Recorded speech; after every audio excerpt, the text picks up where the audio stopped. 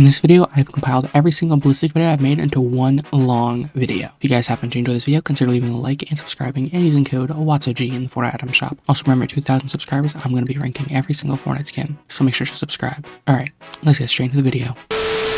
Alright, so to kick this video off, I want to talk about the Striker Burst AR. Now, we do have a burst weapon in Ballistic already, being the Thunderburst SMG, but it's kind of more for close range, and I feel like having a longer range burst weapon would be interesting, and I feel like it would be able to shake the gameplay a little bit. For the Striker Burst AR, I would put two attachments on it, those being the Hollow Optic and Muzzle Brake. Hollow Optic because we don't have another AR with this sight. We have the Striker with the red dot, the Nemesis, I believe has a P2X, and the Enforcer has a P2X, I believe. We don't have any with the Hollow Optic, I believe. So putting a AR in the loot pool that has a hollow optic would just be nice to have. I would also put a muzzle brake to kind of reduce the kind of recoil, because a longer range AR should have less recoil, in my opinion, especially when it's a burst weapon, because then that second shot's almost never going to hit if it has a lot of recoil. So that's why I'd put those two attachments on this weapon. I just think having another burst weapon for longer ranges would be nice to have, so that's why I'm thinking about having the Striker Burst AR in Ballistic. Next, we have the Ranger Shotgun. Now, we have two shotguns in Ballistic right now, those being the Frenzy Auto Shotgun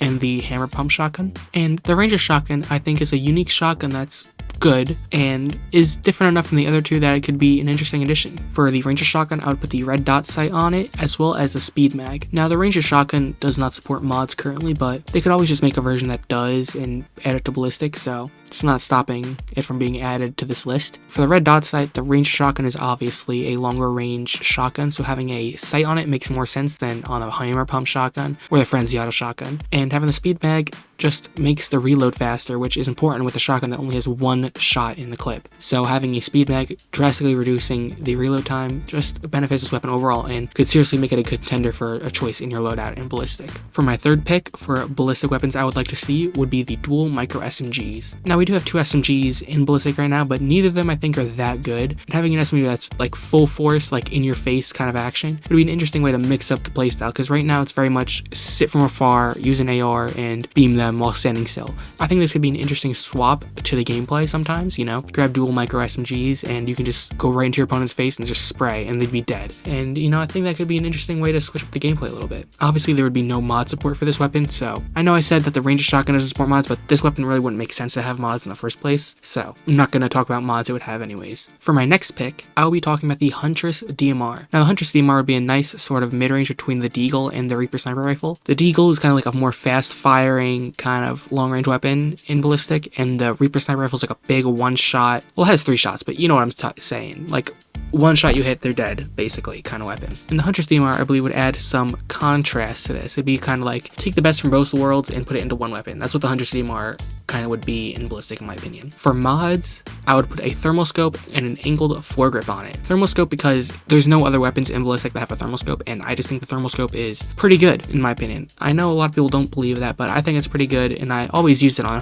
Huntress DMR when I picked one up in-game. And the angled foregrip would just make zooming in with this weapon a lot quicker. I believe that's what the angle foregrip does, but I could be wrong about that. There could be another one. But, you know, just reducing the ADS time would be beneficial to this weapon, because I believe the Reaper Sniper Rifle has quite a long ADS time, so having a similar weapon that doesn't have that issue would be interesting to see. For the next weapon in this video, I'll be talking about the dual pistols. Now, dual pistols would not replace your normal weapon, they would replace the Ranger pistol that you spawn with at the beginning of every game. So right now, how Ballistic works is you have a Ranger pistol, and then you have your other weapon, which is one that you'd buy. Now, you can't get rid of your Ranger pistol because there isn't any other replacements for it, but in a game like Valorant, there are few options you can choose from for your kind of sidearm weapon, so having another option I think would be beneficial, and, you know, it doesn't have to be crazy, it could be a cheap weapon, you know, but I think just having a bit more variety in your loadout would be interesting. Obviously, this weapon will not support mods similar to the dual micro SMGs, so I'm not going to talk about those here. And finally, the last weapon in this video I'll be talking about would be the Monarch pistol. So the Monarch pistol is interesting because it's very similar to the Deagle, but it has a few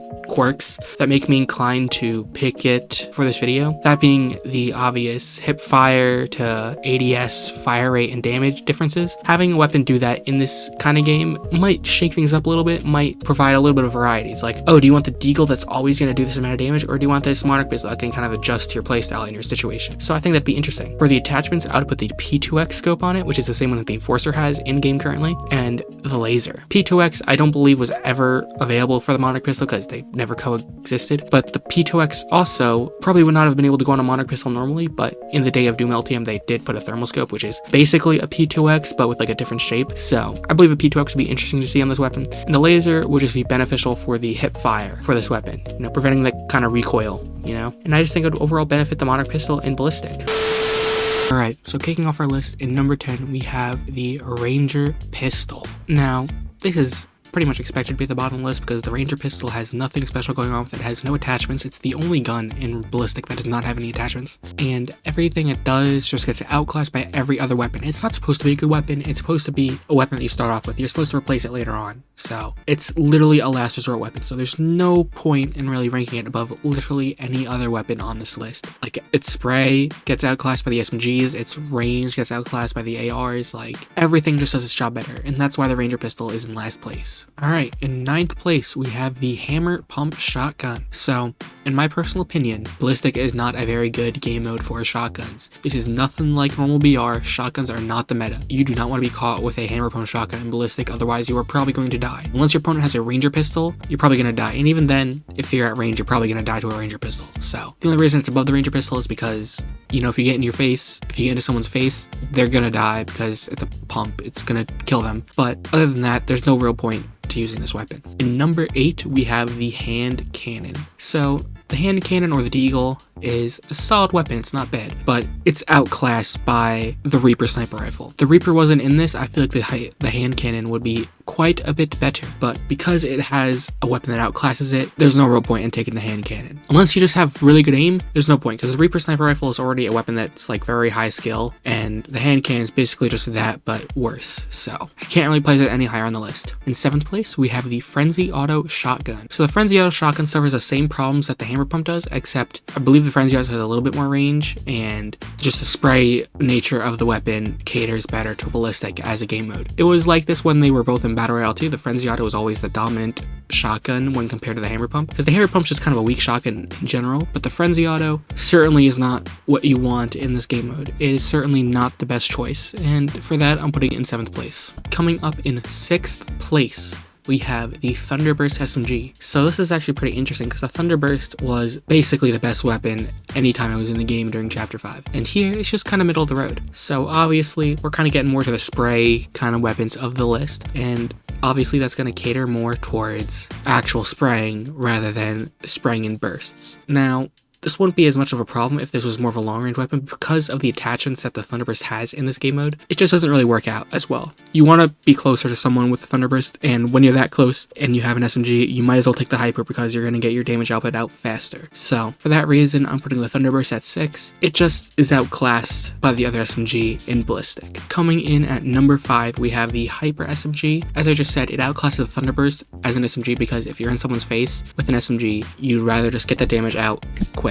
You don't want to be stuck waiting for another burst because then you're probably going to die. So for that reason, I put the Hyper SMG above it.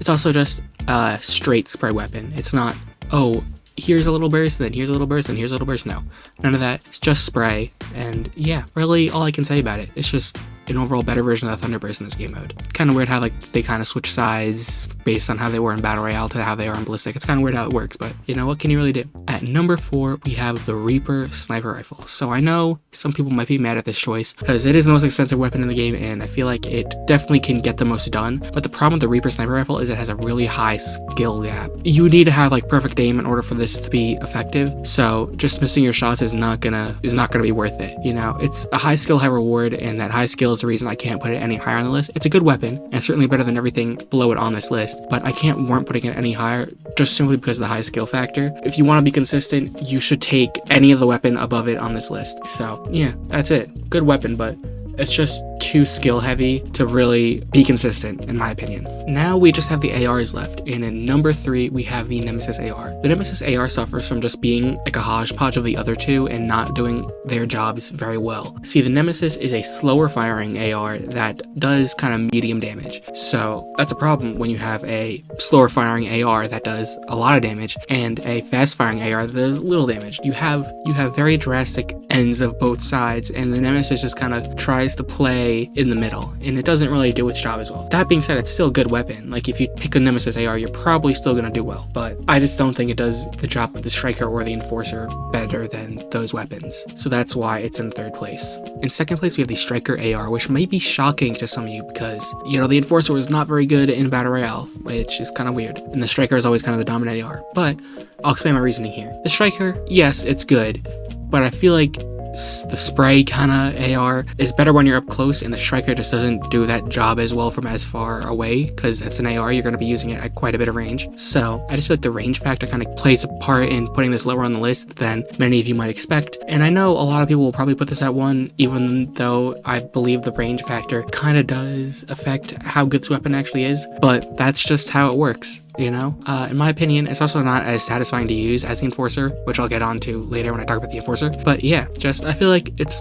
not as good as the Enforcer. It's just, I'd rather take that. And in number 1, I've already talked about it, but the Enforcer AR is my 1st place pick, which is kind of shocking because the Enforcer AR was never really good in Battle Royale. It was always the last pick, and seeing it in 1st place is kind of a shock. The Enforcer AR in this game mode basically got a whole rework. It's a lot more DMR-esque now. It's got less shots. I believe it shoots slightly slower than it does in Battle Royale. Could be wrong about that. But it also has a P2X scope, which is a really solid scope, and the damage output is really good on this thing. Body shot, it's just average kind of slow firing AR body shot, but the headshot, instant. I believe the Nemesis is also instant, but its body shot is lower. I could be wrong on that, and I believe the Striker is not instant with headshot. The Enforcer AR is just really satisfying too. Like, it feels really good to use. When I hit that shot, it's like, ooh, nice. Can't really say the same about the Striker or the Nemesis. I just don't feel that same feeling I do when I hit one with an Enforcer. And, you know, for all those reasons is why I have to put the Enforcer at 1st place. It's just the most satisfying weapon, and it's just the most effective in my hands, and I just feel like it's the best in my opinion. Honestly, if you take one of these ARs, you're probably gonna do well. It's just they're the most consistent weapons. They're the most well-made weapons in my opinion for this game mode. So honestly,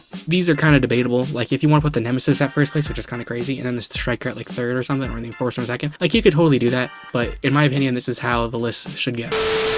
Alright, as I do with every one of my concepts, we have a slideshow to kind of just go over everything that's in this concept. And yeah, I'm going to stick on this thumbnail for a little bit because this is just going to show you how weapon charms would work. They would attach to a weapon like that. They probably wouldn't be that big, but this is just for a thumbnail, so it looks good. So, you know, gotta make it a bit bigger so you can actually see it. But this is the general idea of how weapon charms would attach to your weapon. Alright, so we have a whole little mini battle pass for these charms here. We have the charms pass, as I call it. And yeah, you can see a bunch of cool stuff in this charm pass. For the purchase bonus, you get the Charm Scout outfit. I think it's pretty cool, and this outfit would actually have a way for you to equip your own weapon charms onto the little sash right there, as you can see. That sash would allow you to equip some weapon charms, and yeah, I think it'd be cool. Sort of like version of like the spray skins or whatever, where you can like put the sprays on them. This is like that, but for weapon charms, you know? So I think it's pretty cool. For tier 1, you'd get the bandage weapon charm for free, and if you own the premium track, you get the charming sash wrap. This weapon wrap would show your charm on the icon where the burger is. That's just one of the charms that I chose to put for the icon there, just kind of represent it. But yeah, that burger would showcase whatever charm I'd say you have equipped for your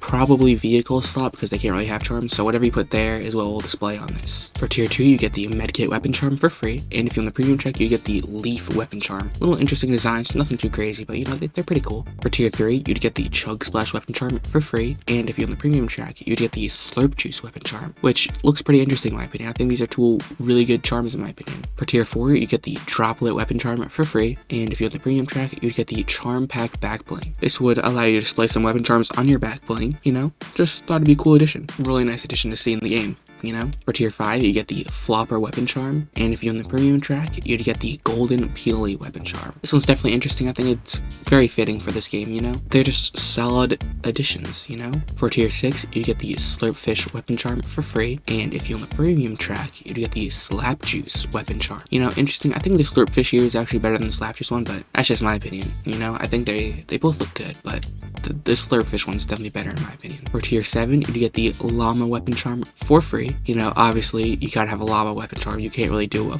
Fortnite weapon charm video without having a llama charm, you know. Just kind of fits, you know. You can't do anything without the llama if you're adding a new cosmetic type. Just me though, just me. And if you're in the premium track, you get the Slurp Co. weapon charm. Just kind of like the Slurp logo.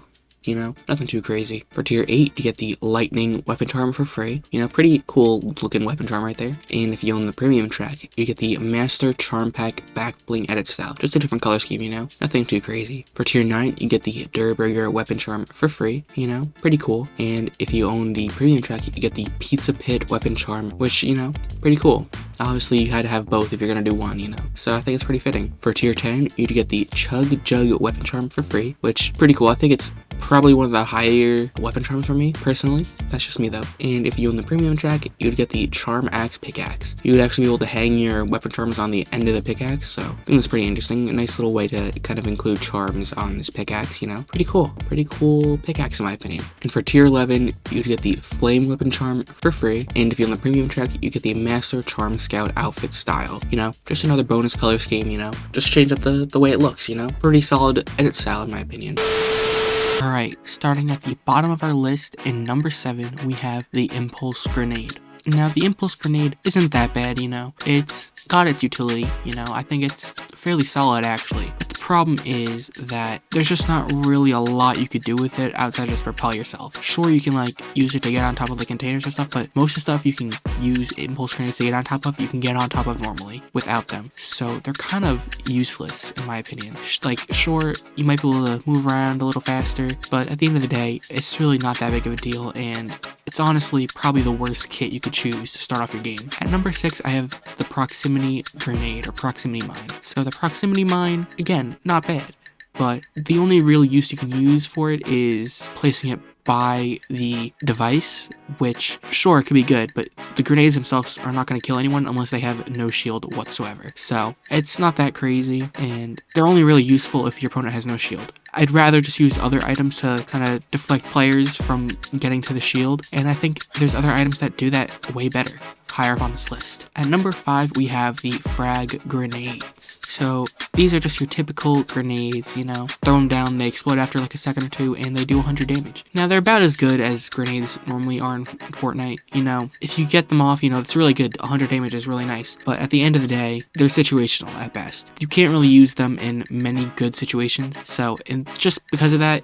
you know, I'd have to put them at 5. Like, sure, maybe if you have like a certain angle you throw it at, yeah, sure, but you also have time to run away. Sure, it's not a lot of time to run away, but there's still time nonetheless. So I think just do that. I can't place it any higher. It's a very situational item, and I'd rather use most other items above it on this list. At number 4, we have the Smoke Grenade. Now, the Smoke Grenade is kind of unique in it being one of 2 items you can get no matter the kit you choose, and I think it's a solid item, you know. One way I particularly like to use it is by throwing it down and hiding in it when I'm planting the device. But outside of, you know, planting it or being the attacker, it's not really that great, which is why I can't place it any higher. Not to mention that there's another item that does its job better. Sure, that one's locked to a kit and this one's available for everyone, but it still does its job better. Smoke grenades just are solid, and them being accessible to every player makes it a certainly good item, but its problem is that it's very limited in the way you can use it, and you can only really use it on one side, which knocks it down a few points. At number 3, we have the Bubble Shield. So the Bubble Shield basically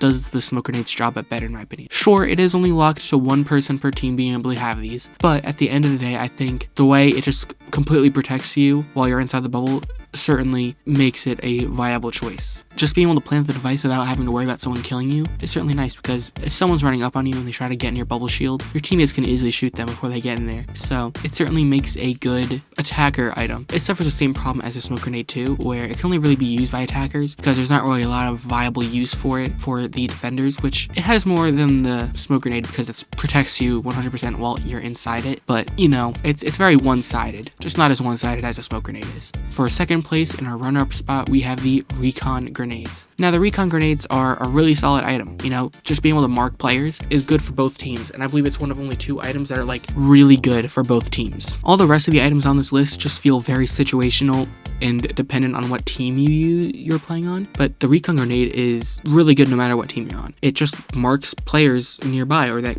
gets picked up in its skin. And having that valuable information is certainly very nice to see, you know? And outside of that, there's nothing else really I need to say about it, you know? Its functionality warrants it being here. But that being said, there's only one item that I would say is better than that, and it is the flashbang. The flashbang, in my opinion, should be a kit, because this item just feels really overbearing sometimes. It being accessible to every player just kind of makes it feel a bit overpowered in a sense. Like, this item is very good because it just completely blocks out your opponent's vision for a good second or two, which, you know, you can't really do anything if your vision's blocked. You just have to pray and hope that you are in a good hiding spot. Because if you are out in the open and they flashbang you, oh no, you're probably gonna die because you have no idea where you're going and you can't see anything to shoot them. So, you know, you're kind of screwed. And in other games with flashbang grenades in them, they're typically locked to heroes. Like, I know Valorant has like a hero that's like got flashbangs and that's about it. You can't just get them no matter what you're playing. So I think they should be locked to a kit and maybe like bring out like the frag grenades as the separate item. I don't know. That's just a personal opinion of mine, but I think the flashbang is the best item just because it's the best item. You know, it has the most utility. It's usable by any team no matter what side, and it's really good at any time in the game. You just got to be able to look away while it explodes, you know? So yeah, that's all I really have to say about it. Alright, so the first map that I think they should add to Fortnite Ballistic mode would be a Japanese kind of inspired map. Sort of like Chapter 4 Season 2 kind of vibes, as well as like Chapter 6 Season 1 kind of vibes. So basically, my main idea with this is kind of have like the Chapter 4 Season 2 kind of aesthetic with like the more updated kind of builds and stuff of Chapter 6 Season 1, you know, like the new towers we have, the new kind of stuff like that, you know, from Chapter 6 Season 1. And I think this map could have a pretty nice gimmick where there would be like these springs or these water ponds or whatever around the map, particularly in the sites where you plant the device. And just like they worked in-game at like places like Steamy Springs from Chapter 4 Season 2, they would heal you, but they would only heal your white health because shield you kind of have to buy. So I feel like that'd be a bit broken if you could just get shield by sitting in the springs. So you can only heal white health, and it wouldn't be too fast, and you'd still get one shot by a headshot by like anything. So it wouldn't be that broken, but it would just be a nice little gimmick to kind of bring some light to this map, you know? Oh, so I know Lucky Landing isn't really a Japanese inspired POI, it's kind of more Chinese, but I do think having a kind of center area that's kind of like that one center building with like the cherry tree in Lucky Landing could be an interesting idea, and I think it would fit the POI nicely, you know? Alright, the second map I think they should add to Ballistic would be an agency/spy kind of base themed map. So I believe this would be quite an interesting map, mainly because you could take like kind of aesthetic from the agency and like the other spy POIs from Chapter 2 Season 2, or even like the remade versions from, you know, other seasons like Chapter 2 Remix, or, you know, later Chapter 2 seasons, or maybe kind of the Chapter 4 Season 4 aesthetic, you know? Those aren't really like spy POIs as much as they are just like kind of like mansions, but they're kind of similar, so I think it fits. And I think an interesting gimmick for this one would be having a center capture area where we can get like a mythic weapon or something like that. A weapon that is like fully modded out and has special stats, and maybe it's just like a completely unique weapon that's not like actually purchasable. Like maybe if you capture like a certain middle point area, your team would get a mythic drum gun, you know? Just food for thought. I think it would be an interesting gimmick. Might be a bit broken, maybe, but then again, you could just disable this feature in ranked and just have it in the casual modes, even though casual is disabled right now because of a bug. But besides that point, I think a gimmick like that could just spice up the gameplay a little bit while not changing it up too much, you know? You could also probably do something cool with this POI, or map I should say, where you have two sites on two different levels. And what I mean by this is maybe you could have like an underground site that kind of has a more grotto aesthetic, and then have an upper area site that's on ground that has a more agency aesthetic, you know? Just kind of make it a bit more interesting to play around, you know? Could be a fun way of playing Ballistic, you know? Who knows? The third map I think they should add should be a Rift Zone inspired map from Season X. So a way I think this map could work is that there would be more than two zones, and each team would spawn in the middle on opposing sides, and you can only get to each other by traveling outwards of your bases. And I think it would be interesting to have a site in each of the four corners of the map, and have them based on like a different Rift Zone from Chapter 1 Season X. For example, maybe in the top right, you could have a Moisty Palms inspired site. Then in the bottom right, you could have maybe a Starry Suburbs inspired site. Bottom left, you could have maybe a Tilted Town inspired site. And then in the bottom or top left, I should say, you could have maybe a Retail Row inspired site with like zombie kind of cube aesthetic. Could be interesting. I don't know if each of these should actually have gimmicks, just because I feel like that would be way too much for one ballistic map. But I think the gimmick in itself of having 4 sights is interesting, and I think it could be real fun. I don't know how well that would play in a competitive setting, but who knows? Maybe it'll be fun. Maybe it would be a bit too much for competitive, but who knows? Who really knows? And the final map I would like to discuss in this video would be a flooded map. Now, a flooded map could be interesting because it would be very different to what we would see with the other maps. For example, I believe that there should be very limited cover for a map like this. There'd be like some walls and stuff on some like boats or whatever, but outside of that, that would be it. It would be a very open map and the sights would be pretty exposed. So you'd really have to rely on items like smoke bombs or shield bubbles in order to plant the device. And I think it would be interesting if touching the water, like, it doesn't kill you, but it basically sets you up for a death sentence. So maybe there could be like boats around that move around, like that are like moving platforms basically. If you ever played like a Mario game and you have like those moving platforms that you have to wait for, maybe it could be something like that. Maybe make it so that like that's like a well-covered area so you don't like die waiting for the boat. But it could be an interesting way to play the game, and I think that in itself makes it a pretty interesting gimmick. Maybe you could do like a floating trash island as like the capture sites or the plant sites, or maybe you could even just throw on like those little boat deck things. Maybe the capture points or the plant sites could be the little pontoon boats from chapter 3 season 1 and chapter 2 season 3 that spawned in a random spot each game. Could be interesting, and I think it's certainly a fun idea for a ballistic map. Alright, as per usual, we have another slideshow to just go over everything that's in this brand new Ballistic Battle Pass. So here is just an overall look at the whole pass, you know. Got some pretty solid rewards in here if I do say so myself, you know. I'm looking at it and yeah, there's some pretty good stuff in here. For the purchase bonus, you'd get the Ballistic Sure Shot outfit. Got some pretty clean colors right here, you know. Definitely a nice little skin you'd get here, you know. Pretty fire, pretty nice. For tier 1, you'd get the Ballistic banner for free, you know, just the Ballistic logo. And if you're on the premium track, you'd get the Site Showdown loading screen, which is just some key art from one of the promotional images that Fortnite put out for Ballistic. Here's a better look at that loading screen. For tier 2, you'd get the Silver Ballistics concho for free, and if you're on the premium track, you'd get the Green Streak weapon charm. Now, if you did not see my video on what if weapon charms were in Fortnite, you definitely should go see that after this video, because you know, otherwise you wouldn't really get why I put this in here. But to put it simply, I made a concept about weapon charms, and yeah, I might just start putting them in, you know, my passes every once in a while. I think that'd be pretty fun, you know. Leave a comment if I should keep doing this in the future, if I should keep putting weapon charms in my passes, even though they're not technically an actual Fortnite cosmetic. Just let me know in the comments down below. I think it'd be interesting. For tier 3, we have the Ballistic Bag backbling for free, and if you're in the premium check, you get the Tactics Ballistic Bag edit style. So, you know, just both edit styles for this backbling, you know, pretty clean in my opinion. The green, I think, pops out a bit more, but maybe that's just because we're on a red background. Could be. But, you know, I think the green one looks pretty nice, in my opinion. For tier 4, you get the crosshair emoticon for free. Now, you know, nothing too crazy, it's just a little crosshair, but I think it definitely fits the ballistic vibe, you know what I'm saying? And if you're on the premium track, you get the bullseye banner. Nothing too crazy, just a bullseye, you know? For tier 5, you get the ballistic bullseye wrap for free. And if you're on the premium track, you get the tactics target wrap, you know? Just red and green version of the same wrap, you know? It's pretty cool, but nothing too crazy. For tier 6, you'd get the target practice spray for free. And if you're on the premium track, you'd get the ballistic GG emoticon. Again, nothing too crazy with these rewards. They're just some neat little filler rewards.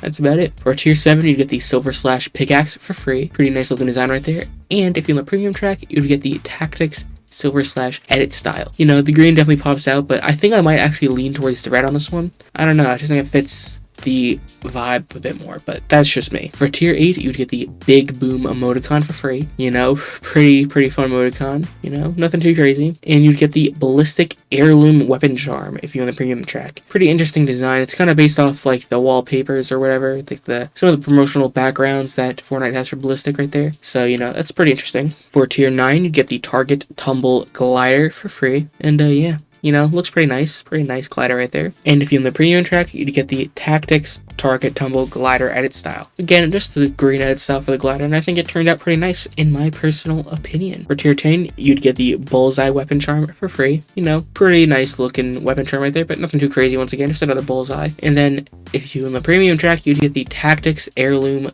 weapon charm. Don't know why it says glider style there.